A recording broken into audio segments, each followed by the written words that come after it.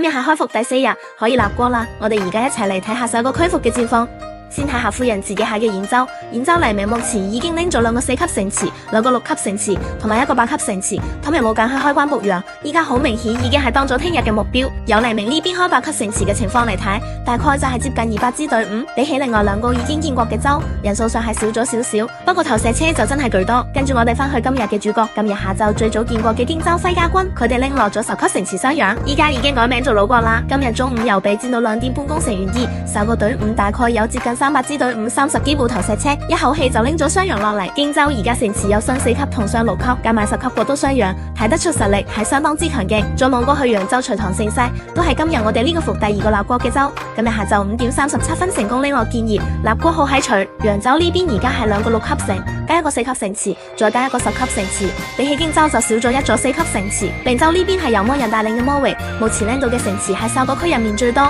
雖然仲未立國，但已經拎咗2座4級城池同3座6級城池，仲有1座8級城池統陽。以而家嘅戰鬥力嚟睇，並州呢一邊應該都係準備聽日就建國。睇下魔域拎落晉陽要用幾耐時間呢？我哋再望一望涼州同落河淹明呢邊，而家有2座6級城池同3座4級城池，目前仲未立國。睇翻佢哋嘅布局情況，到依家都仲未開始起工程大營，應該就係喺第4日冇打算立國。最後就睇下益州同徐州呢邊，徐州首日今日基本上都冇乜動靜，而家首個益州嘅城池就真係相當之多，已經拎咗3座4級城池、2座6級城池同1座8級城池。依家可以見到成都呢邊嘅形象已經喺度起緊，亦都有部分投石車開始就位。睇樣子第4日益州都係有建國嘅打算。喺琴日夫人同半獸人嘅盟主川渝傾偈嗰陣，都有提到益州有2名實力好強嘅副盟主，都係好期待益州之後嘅表現。總結一下，喺我哋嘅30號，亦都係我哋遊戲開服嘅第4日，荊州徽家軍同揚州隨堂盛世分別拎落襄陽同建業，建國為魯國同徐國，我哋喺度恭喜佢哋。聽日第5日，目車兗州、并州、